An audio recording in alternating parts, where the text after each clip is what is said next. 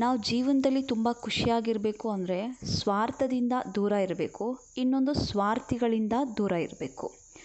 ಸ್ವಾರ್ಥ ನಮ್ಗೆ ಯಾವತ್ತೂ ಖುಷಿ ಕೊಡೋದಿಲ್ಲ, ಸ್ವಾರ್ಥಿಗಳು ಯಾವತ್ತಿದ್ರೂ ಖುಷಿ ಕೊಡೋದಿಲ್ಲ. ಈ ಸ್ವಾರ್ಥಿಗಳಿಂದ ದೂರ ಇರೋದು ಓಕೆ, ಆದರೆ ಸ್ವಾರ್ಥದಿಂದ ದೂರ ಇರೋದು ಅಂದರೆ ಏನು ಅಂತ ಯೋಚನೆ ಮಾಡ್ಬೋದು. ಉದಾಹರಣೆ, ನಾವು ಯಾವಾಗಲೂ ಬೇರೆಯವ್ರ ದೋಷನ ತುಂಬ ಸುಲಭವಾಗಿ ಕಂಡುಹಿಡಿತೀವಿ, ಆದರೆ ನಮ್ಮೊಳಗೆ ಇರೋ ದೋಷನ ನಾವು ಕಂಡುಕೊಳ್ಳೋದು ತುಂಬ ನಿಧಾನ ಆಗುತ್ತೆ ಅಥವಾ ಗೊತ್ತೇ ಆಗೋದಿಲ್ಲ, ನಾವು ಒಪ್ಪೋದೂ ಇಲ್ಲ.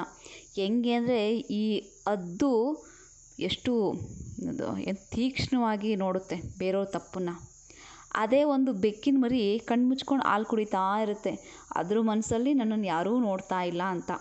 ನಾವು ಬೇರೆಯವ್ರ ತಪ್ಪನ್ನು ನೋಡಬೇಕಾದ್ರೆ ಹದ್ದಿನ ಕಣ್ಣಲ್ಲಿ ನೋಡ್ತೀವಿ, ನಮ್ಮ ತಪ್ಪನ್ನು ನಾವು ನೋಡ್ಕೊಳ್ಳೋವಾಗ ಮಾತ್ರ ಬೆಕ್ಕು ಹಾಲು ಕುಡಿಯೋವಾಗ ಇರುತ್ತಲ್ಲ ಮನಸ್ಥಿತಿ, ಆ ಮನಸ್ಥಿತಿನಲ್ಲಿ ಇರ್ತೀವಿ. ಈ ಸ್ವಾರ್ಥ, ಈಗ ನಾವೊಂದು ಸಲ ಹೇಳ್ತೀವಿ, ನಮ್ಮ ಸುತ್ತ ಇರೋರೆಲ್ಲ ಸ್ವಾರ್ಥಿಗಳೇ, ಅವರು ನಮ್ಮನ್ನು ಊಟಕ್ಕೆ ಉಪ್ಪಿನಕಾಯಿ ಥರ ಬಳಸ್ಕೊತಾ ಇದ್ದಾರೆ ಅಂತ ಹೇಳ್ತಾರೆ. ಅಂದರೆ ಅವ್ರಿಗೆ ಅದು ಗೊತ್ತಾಗಿರುತ್ತೆ.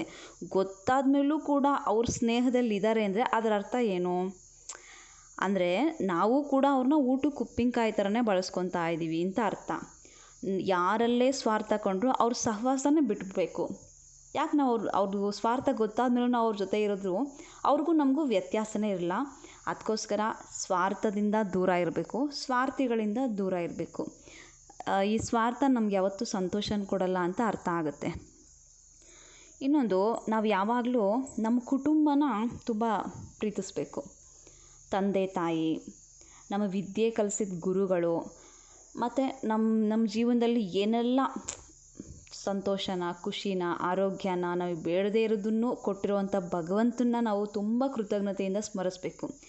ದೇವ್ರ ಮೇಲೆ ನಂಬಿಕೆನೇ ಇಲ್ಲ ಅನ್ನೋರು ತಾವು ಮಾಡೋ ಕಾಯಕನ, ಯಾಕಂದರೆ ಅವ್ರ ದುಡಿಮೆನೇ ಅವ್ರಿಗೆ ಅನ್ನ ನೀಡ್ತಾ ಇರತ್ತೆ, ಹಂಗಾಗಿ ಅವ್ರ ಕಾಯಕನ ಅವರು ತುಂಬ ಪ್ರೀತಿಸಬೇಕು, ಗೌರವಿಸ್ಬೇಕು. ರೈತರನ್ನ ಗೌರವಿಸ್ಬೇಕು. ನಮ್ಮ ದೇಶ, ನಾವಿವತ್ತು ತುಂಬ ನೆಮ್ಮದಿಯಾಗಿದ್ದೀವಿ ಅಂದರೆ ಸೈನಿಕರು, ಅವ್ರನ್ನ ನಾವು ತುಂಬ ನೆನಪಿಸ್ಕೋಬೇಕು. ನಮ್ಮ ಸುತ್ತ ಇರೋ ಎಲ್ಲ ಒಳ್ಳೆಯ ವಿಷಯಗಳಿಗೂ ನಾವು ತುಂಬ ಕೃತಜ್ಞತೆಯಿಂದ ಇದ್ದರೆ ನಾವು ತುಂಬ ಖುಷಿಯಾಗಿರ್ತೀವಿ.